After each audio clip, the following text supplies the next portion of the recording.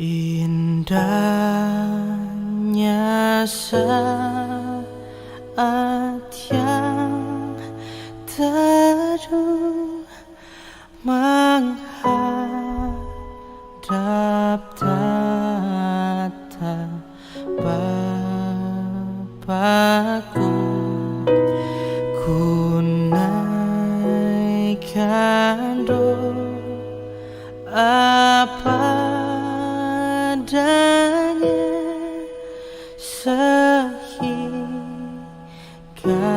hatiku lega. Di waktu bimbang dan gentar, jiwaku aman dan segar. Ku bebas dari seteru di dalam saat yang teduh.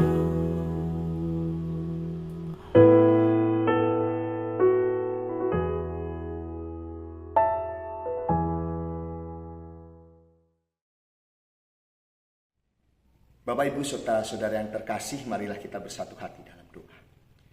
Ya Tuhan Allah kami, sungguh kami bersyukur di masa kami menanti akan kedatangan Tuhan saat ini. Kami pun juga hendak bersama-sama menaikkan doa malam kami. Dan di dalam doa malam kami saat ini ya Tuhan, kami juga hendak dibentuk oleh firman Tuhan. Oleh sebab itu ya Bapak, ingatkanlah kami agar kami boleh merendahkan hati kami di hadapan Tuhan. Agar firman Tuhan ini dapat sungguh-sungguh menguatkan bagi kami. Terima kasih Tuhan, di dalam nama Tuhan Yesus Kristus kami berdoa. Amin. Umat Tuhan yang terkasih, saya akan bacakan satu bagian Alkitab yang terambil dari 2 Korintus pasal yang ke-12 ayat yang ke-7 sampai ayatnya yang ke-10. Dan supaya aku jangan meninggikan diri karena penyataan-penyataan yang luar biasa itu, maka aku diberi suatu duri di dalam dagingku, yaitu seorang utusan iblis untuk mengocoh aku, supaya aku jangan meninggikan diri. Tentang hal itu aku sudah 3 kali berseru kepada Tuhan, supaya utusan iblis itu mundur daripada aku. Tetapi jawab Tuhan kepada aku, cukuplah kasih karuniaku bagimu, sebab justru dalam kelemahanlah kuasaku menjadi sempurna. Sebab itu terlebih suka aku bermegah atas kelemahanku, supaya kuasa Kristus turun menaungi aku. Karena itu aku senang dan rela di dalam kelemahan, di dalam siksaan, di dalam kesukaran, di dalam penganiayaan dan kesesakan oleh karena Kristus. Sebab jika aku lemah, maka aku kuat. Umat Tuhan yang terkasih, apakah kita pernah makan ikan? Apakah kita pernah makan ikan lalu duri ikannya itu nyangkut ya, di tenggorokan kita? Pernahkah kita makan ikan lagi enak-enak, durinya nyangkut di tenggorokan kita? Apa rasanya? Beberapa waktu yang lalu, saya beserta keluarga punya pengalaman akan hal ini. Anak saya Ruben, salah satu makanan kesukaannya itu adalah ikan lele goreng. Suatu saat ketika kami sedang pergi ke tempat makan, Ruben ini memilih untuk makan lele goreng. Lalu saat sedang makan asik-asiknya, Ruben kalau makan lele goreng itu semangat, lahap, nasinya banyak. Lagi makan asik-asiknya sendiri, tiba-tiba berhenti. Kami bingung, apa yang terjadi? Mukanya memerah, matanya berair, lalu batuk-batuk. Saya dan istri langsung bertanya ke Ruben, Ruben kenapa? Ruben hanya menunjuk mulut bagian dalam, lalu muntah lagi. Setelah itu istri saya otomatis secara langsung menggebuk-gebuk bagian punggung Ruben. Awalnya kami mengira Ruben ini tersedak makanan. Kalau digebuk harapannya bisa keluar makanannya dan bisa bernafas dengan baik. Selang beberapa saat setelah digebuk-gebuk, tetap saja Ruben belum ada perubahan. Dan Ruben berkata kalau ada duri di lehernya.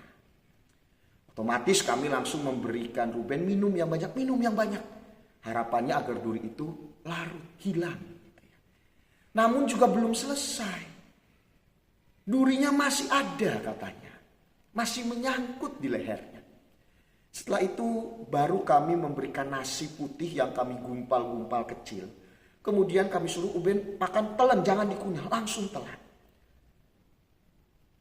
Puji Tuhan, beberapa kali dicoba, akhirnya berhasil. Durinya sudah tidak ada lagi di tenggorokannya.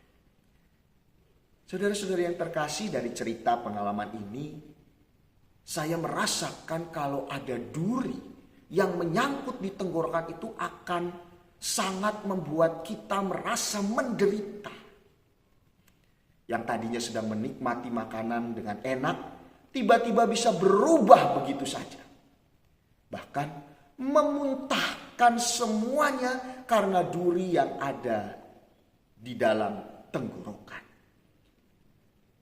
Saat saya bertanya kepada Ruben setelah Ruben sudah keadaannya lebih baik, gimana rasanya tadi ketika kalau pas ada duri di lehernya? Lalu ia menjawab, enggak enak papi. Mau nelen aja sakit. Saudara-saudari yang terkasih, penderitaan di dalam Kamus Besar Bahasa Indonesia memiliki arti keadaan menanggung atau merasakan sesuatu yang tidak menyenangkan atau menyedihkan. Bahkan kata yang dipakai dalam bahasa Jawa ini lebih meresap, itu kasangsaraan, sengsara. Penderitaan disamakan dengan kesengsaraan. Penderitaan atau kesengsaraan itu pastinya akan membuat hidup menjadi tidak nyaman, serba salah, takut, bingung, dan yang lainnya. Mungkin kita sebagai orang Kristen saat menjalani hidup bisa saja berjumpa dengan penderitaan-penderitaan di dalam kehidupan kita. Bahkan Rasul Paulus juga mengalami hal yang sama. Ia mengatakan di dalam bahan bacaan kita saat ini bahwa ia sedang merasakan suatu duri di dalam dagingnya. Duri di dalam tenggorokan aja tuh udah membuat kita sangat menderita, sengsara. Apalagi duri di dalam daging. Pasti akan membuat seseorang sangat menderita. Penderitaan itu sedang dirasakan oleh Rasul Paulus. Paulus memahami kalau penderitaan itu dari si iblis yang sedang menggodanya. Kalau kita tahu, ini sama dengan bahan bacaan ramalan kita beberapa waktu terakhir, kisah tentang Ayub. Kisah Ayub, di sana ia memahami, diperlihatkan bahwa iblislah yang meminta izin kepada Tuhan untuk mencobai Ayub.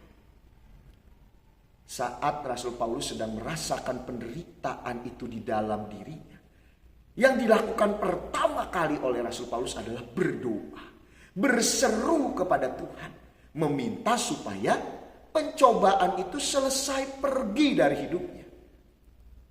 Mungkin hal yang sama juga bisa kita lakukan.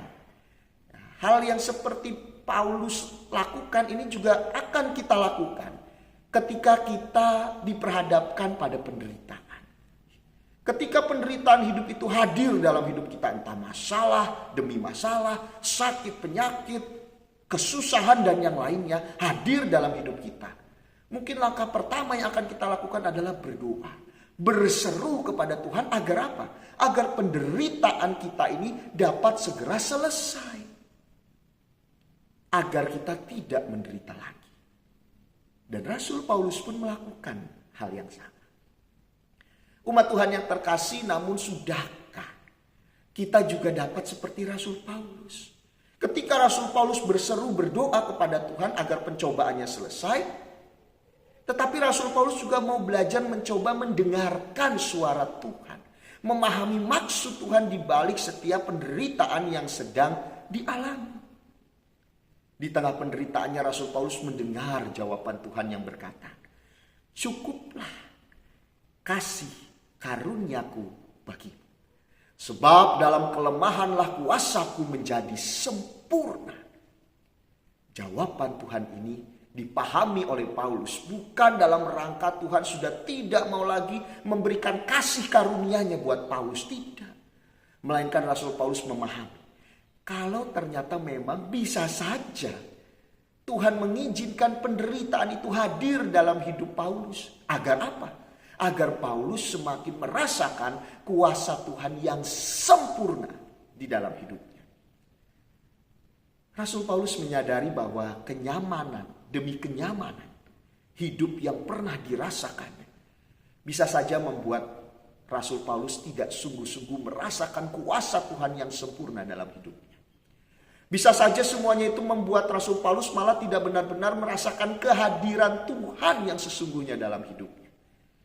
Sedangkan saat dalam penderitaanlah Rasul Paulus dapat semakin merasakan kuasa Tuhan yang luar biasa dalam hidupnya.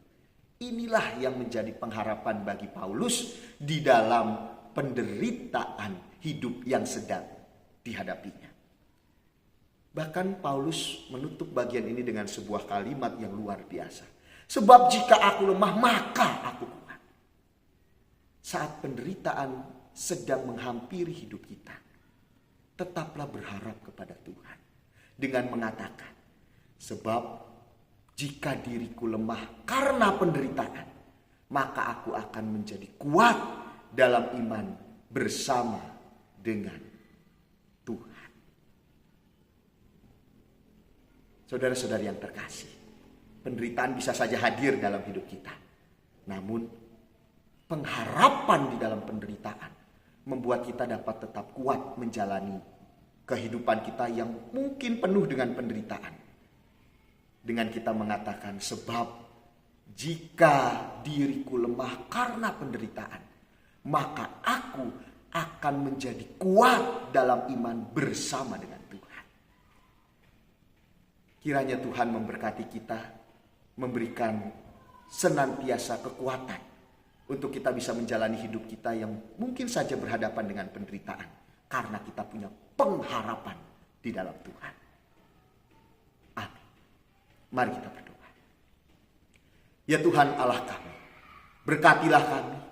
Tuntunlah kami anak-anak-Mu yang bisa saja menjalani hidup dan diperhadapkan dengan pencobaan demi pencobaan. Bahkan penderitaan di dalamnya.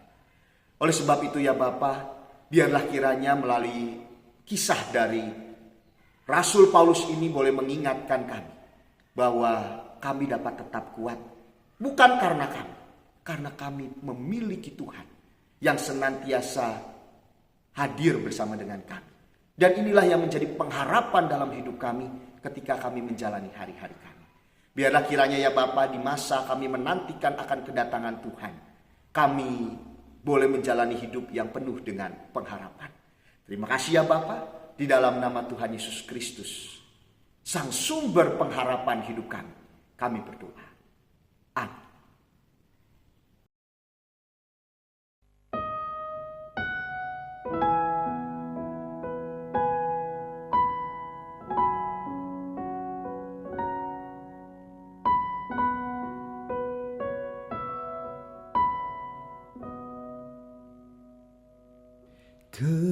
Kendati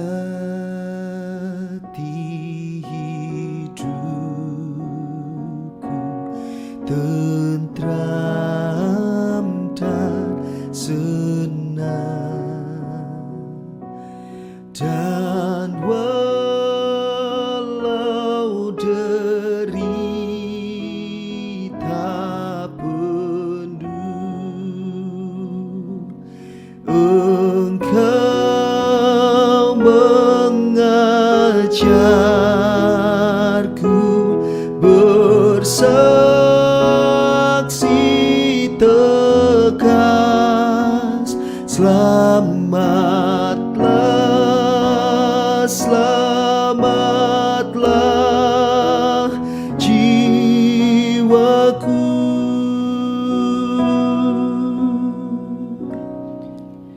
Selamatlah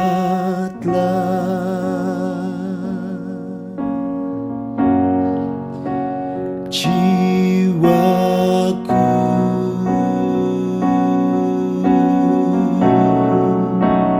Selamatlah, selamatlah jiwaku.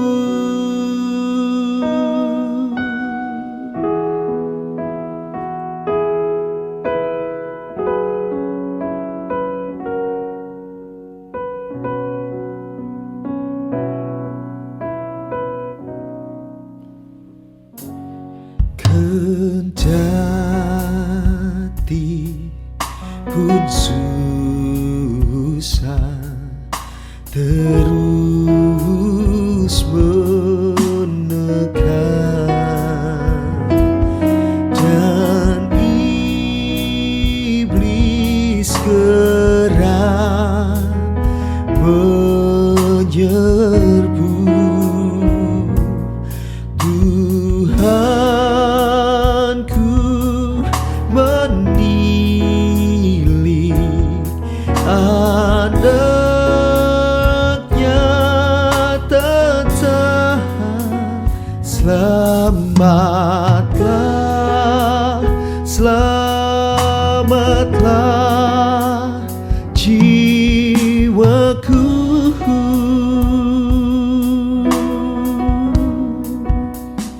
Selamatlah,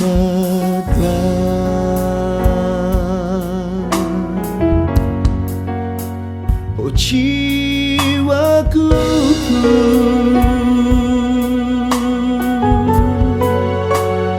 Selamatlah, selamatlah jiwaku.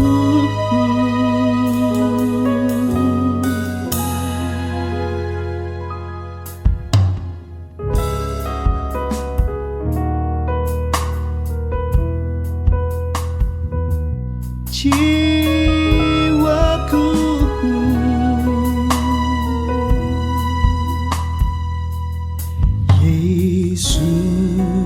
Yesusku mengangkat di salib kejam dosaku, dan air sepenuh hutangku dibayar,